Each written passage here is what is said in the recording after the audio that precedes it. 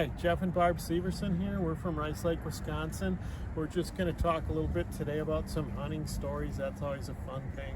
And we like to do a lot of hunting in Kansas and different places, and we try to use the deer in our ministry. We go to game feeds and whatever if we get a nice buck, and just try to share some hope and a gospel message. So anyway, today I was going to tell you about what it's like, what happens when you shoot a world-class deer out of your wife's stand that she's laid claim to for how many years? Long time. Long time, because it's really close to the cabin, easy to get to.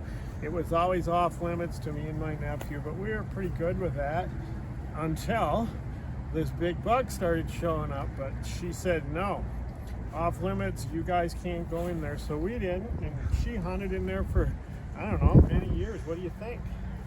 4 or 5 years for him? Yeah, at least. Yeah, and he was big. We were getting pictures of him. Well, this one particular year that I'm going to tell you about, she had gotten a new job.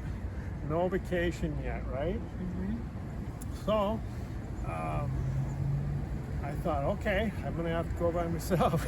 And Shane couldn't get there for a few days, my nephew. So,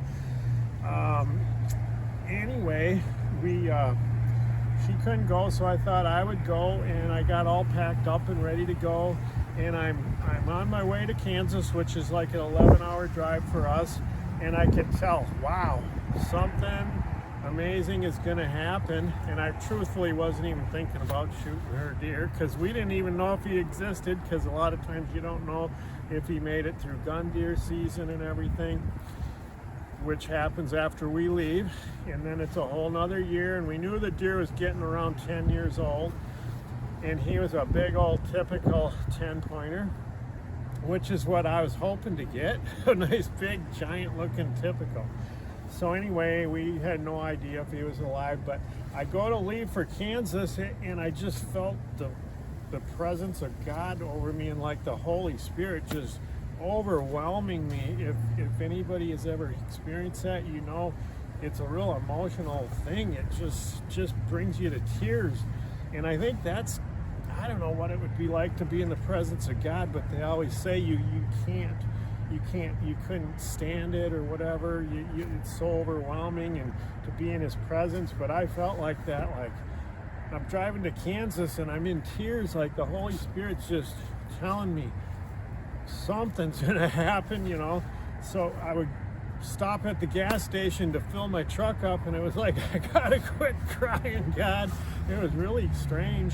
And I had this feeling previous, because I'd shot a big deer in 2004, and now this was what, about 2011. And I'm like, I knew from that experience that this was God overwhelming me emotionally with the Holy Spirit. So anyway, I get to Kansas, and it's a beautiful sunny day. It's like 70 degrees, and I met with my friend down there where we stay in his cabin, and he's like, don't even bother hunting today. It's 75 and sunny, and you've been driving 11 hours. And I'm like, no, I just feel like God's telling me to get in the tree stand. And he was telling me to go to Barb's stand. So the forbidden stand. Or he went there because it's pretty close. Yeah, and it's easy to get to. It's probably the quickest stand, yeah. And the thing was, with this buck, we learned previously, if you went in there one time and didn't see him, he would be gone. Never to be seen again for another year, because he must have came during the night, smelled that people were in there, and left. So I thought, you know, it's usually a one-shot deal. So I go in there, and first day in, I'm feeling this overwhelming presence of God, and in 45 minutes, here he comes. I hear a doe.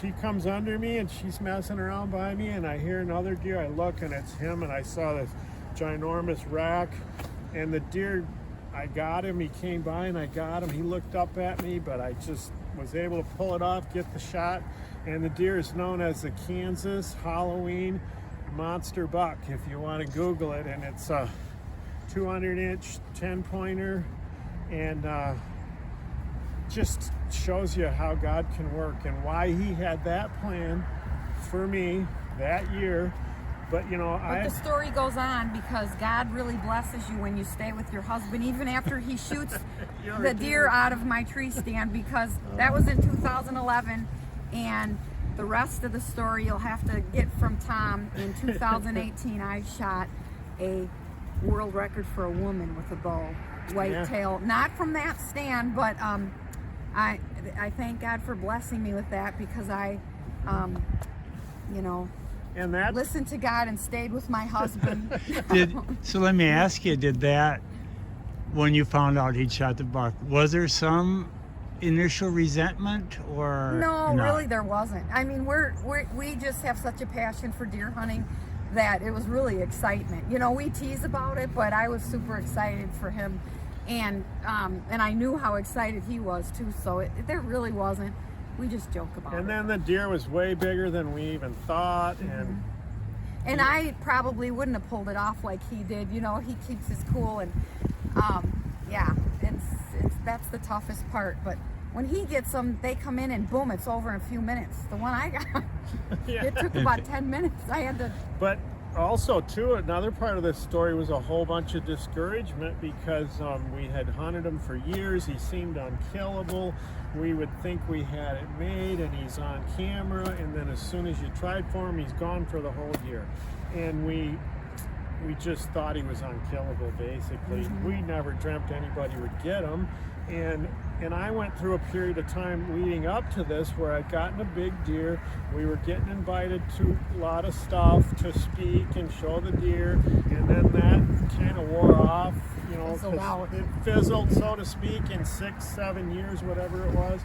And I was kind of complaining, like, well, God must not really have a plan for us to have a hunting ministry, because I can't get another deer. And then I'm about ready to just say, forget it. And then he comes up with this one, and it was just what I wanted, because I've been praying. I wish I could just get a big 10-pointer, a big typical that just looks huge, and that's what it turned out to be. You know, just And almost. so here you've exactly. shot 2 world-class Yes. bucks, and one is, the first one is Buckmaster's Buck of the Year, wasn't World it? record. It's still a world Number record. one in that category. By Bo and Buckmasters, and you know, and then I still got discouraged, because I thought, wow, God's gonna give me one every year maybe, and it's like, no, you need to learn, I don't know, patience. You need to learn it. You can't just order them up. It's still a learning process daily.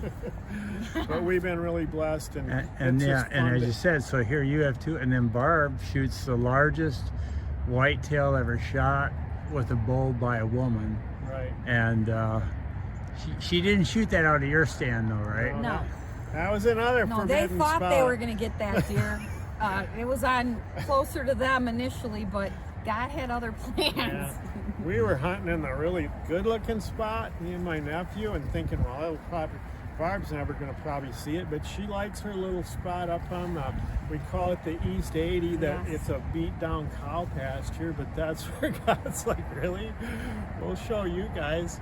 We'll let her get it, whether you think it's a good spot or not. And So God's I in give control. God all the glory, all the All the glory. glory. Really, he has a plan. We'll see what comes of it. Plan for everyone, not just us. So we pray So for have Lord. hope. Have hope.